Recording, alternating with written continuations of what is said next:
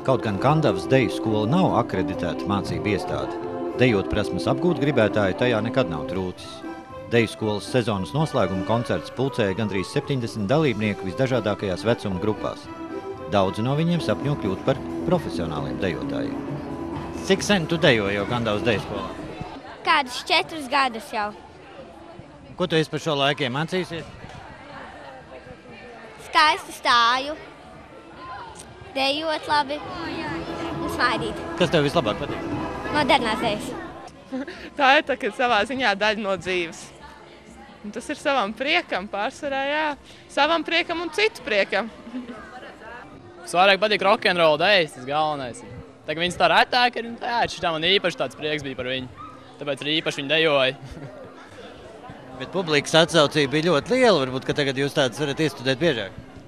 Es arī tādu domu izteicu, ka varētu atsevišķi koncerti tieši rock'n'roll stilā. Tad redzēsim, kā būs, kā nebūs.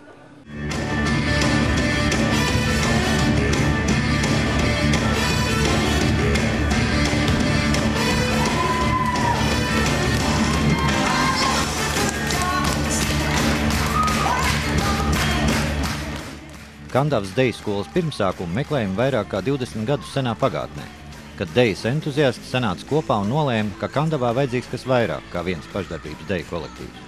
Tas atnācis ir pamazām, tas nebija uzreiz, jo mēs sākām kā pašdarbības kolektīvs, kas principā dejo latviešu deju, bet ejot laikam mēs sapratām, ka ir vēl kaut kādas citas lietas, ar kurām varētu piesaistīt jauniešus, un tā mēs palēnām sākām, kamēr nonācām pie šīs priekšmetu sistēmas, ka mēs, lai apgūtu deju pēc iespējas pilnīgāk, dodam iespēju apgūt klasiskās dejas pamatus, latviešu deju pats par sevi, ritmika maziem bērniem, raksturdeju, jeb citu tautu deju, tad šo to no modernās dejas, tas mūsdienu dejas, aerobika, kas mums, lai, piemēram, nodot šādu programmu, ir vajadzīga vienkārši izturība, un tas ir ļoti labs treniņš un kaut kas cits.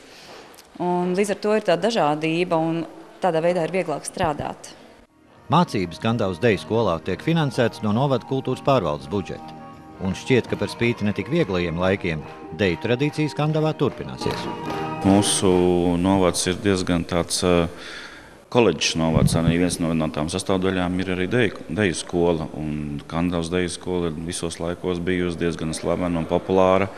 Un arī pašvaldība šo deju skolu tāpēc arī atbalsta.